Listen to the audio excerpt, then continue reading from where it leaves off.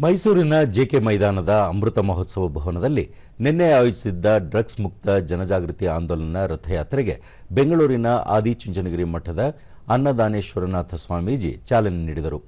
ವೇದಿಕೆ ಕಾರ್ಯಕ್ರಮದಲ್ಲಿ ಚಿಂತಕ Nityananda Vamshi, lieutenant colonel Sanjeev Y K, ಉದ್ಯಮಿ ದಿನೇಶ್ ಹಾಗೂ ವಿದ್ಯಾರ್ಥಿಗಳು ಭಾಗವಹಿಸಿದ್ದರು. ಭಾರತ ಮಾತೆ ಭಾವಚಿತ್ರಕ್ಕೆ ಪುಷ್ಪನಮನ ಮೂಲಕ ಗಣ್ಯರು ಗೌರವ ಸಲ್ಲಿಸಿದರು.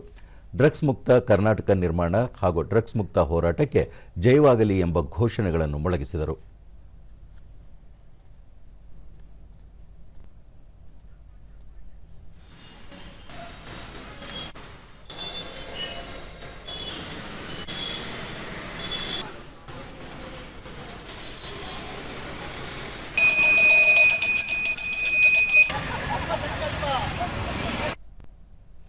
ಬಳಿಕ ಚಿಂತಕ ನಿತ್ಯಾನಂದ ವಂಶಿ, ಮಕ್ಕಳಿಗೆ ಮೌಲ್ಯಾಧಾರಿತ ಶಿಕ್ಷಣ ನೀಡುವುದು ಅಗತ್ಯವಿದೆ.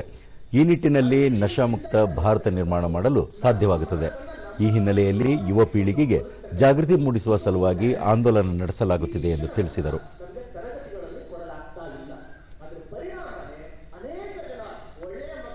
ಸಂಸ್ಕಾರವಂತ ತಂದೆ ತಾಯಿಗಳಿಗೆ ಹುಟ್ಟಿದಂತ ಮಕ್ಕಳೇ ಡ್ರಗ್ ಅಡಿಕ್ಟ್ಗಳಾಗಿ ಕುಲಕ್ಕೂ ಕೆಟ್ಟ ಹೆಸರು ತಂದು, ದೇಶಕ್ಕೂ ಕೆಟ್ಟ ಹೆಸರು ತಂದು, ತಾವೂ ಹಾಳಾಗಿ ದೇಶವನ್ನು ಹಾಳು ಮಾಡ್ತಾ ಇದ್ದಾರೆ.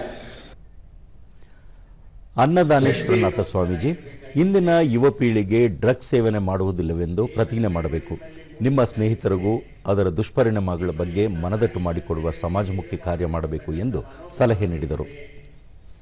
ನಿಮಗೆ ವಿದ್ಯಾಭ್ಯಾಸವನ್ನ ಕೊಡ್ತಾ ಇರತಕ್ಕಂತಹ ಗುರು ಹಿರಿಯರಿಗೆ ವಿಧೇಯರಾಗಿಟ್ಟುಕೊಂಡು ನಿಮ್ಮ ಗುರಿಯನ್ನ ಮುಟ್ಟುವ ತನಕ ಸಾಧನೆ ಮಾಡಬೇಕು ಅಂದ್ಕೊಂಡು ಏನಾದರೂ ಬಂದಿದ್ರೆ ಈ ಜಗತ್ತಿಗೆ ನೀವು